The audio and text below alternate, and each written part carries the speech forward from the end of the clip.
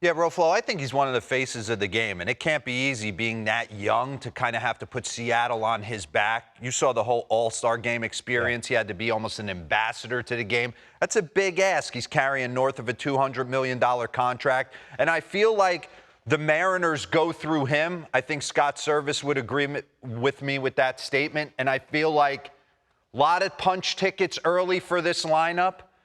But once July rolled around and he started to settle in, that's when this offense started to really start to take shape. And going into this series, he still wasn't happy with where he was at with his swing. And they made some subtle adjustments that we're going to take a look at. But I want to dive in. Give me some green fly video, Zach Leckie, because this guy looks unbelievable in a uniform. And there's nothing he can't do on a baseball field, okay? And when we get into this, some of the names on the list through their first 250 games are the elite current players in the game, and one from back in the day where he reminds me of. You talk about wanting to be Eric Davis in wiffle ball. Everyone wanted to be Eric Davis. So pause this real quick. Bring up the first board.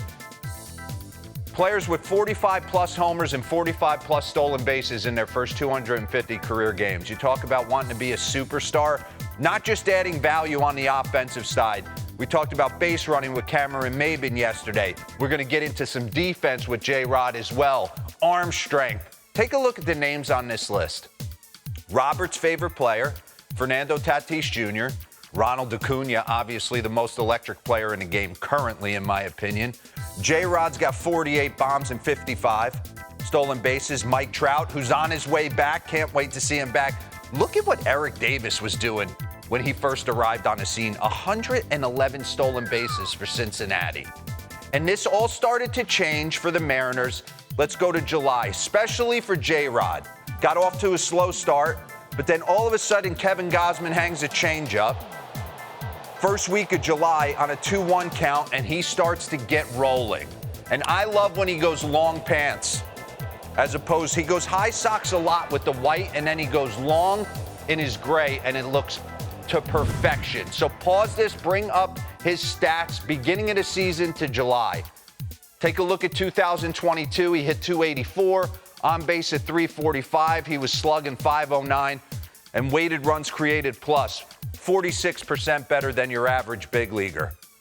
Through March, through June, 238, not getting on base a ton. His slug wasn't there. He was a league average ball player. That's not who he is. So since July 2023, 326, a 380 on base, and weighted runs created plus of 154. That's more on par with what we're used to seeing.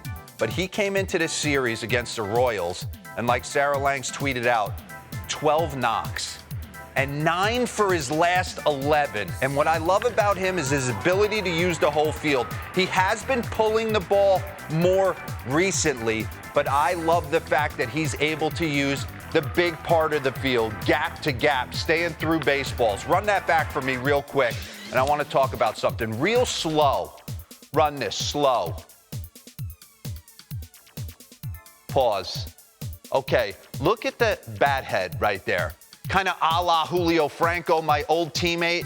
You can run into some situations where it's a little longer and you can get into some slumps where they can beat you with that high heater with your barrel exposed towards the pitcher, because it takes a lot longer to get the barrel around. But he's got elite hand speed, and you're not going to change that. I always felt that if you asked a guy to dumb down his top hand, kind of can run into some problems. So I love the fact that he stays there. That works for him and allows him to roast balls to right center. Run this.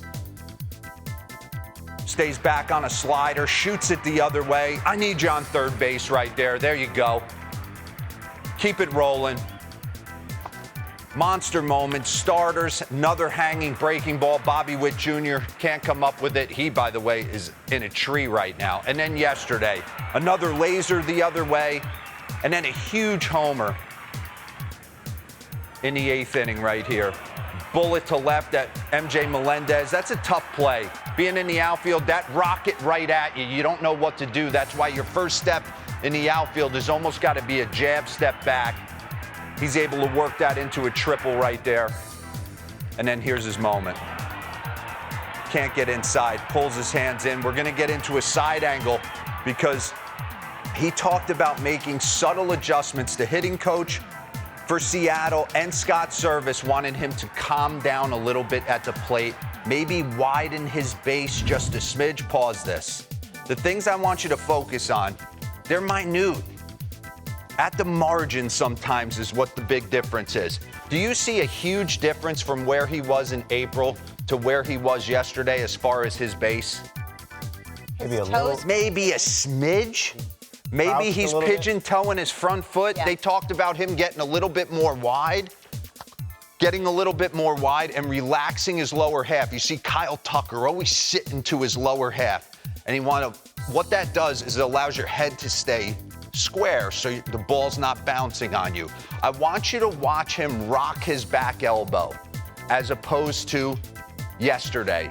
I want you to look at how he's presenting. You see how he's really kind of sinking into his swing, kind of not totally calm at the dish. And then I want you to watch him yesterday. Look how relaxed at the plate he is.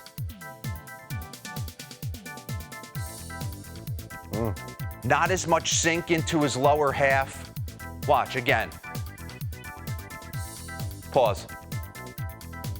He gets to almost the exact same position. You notice his back elbow was flapping? Exactly, Robert. So you're at the plate and you're searching, and he's here and he wants to set the world on fire and get T-Mobile rocking. And then yesterday, he just makes that subtle adjustment that I'm going to relax, I'm going to keep my head still, and I'm going to get to everything. Run this. Subtle adjustments have really turned it on for J-Rod since July and into yesterday. And like I said, he adds value in all sorts of ways.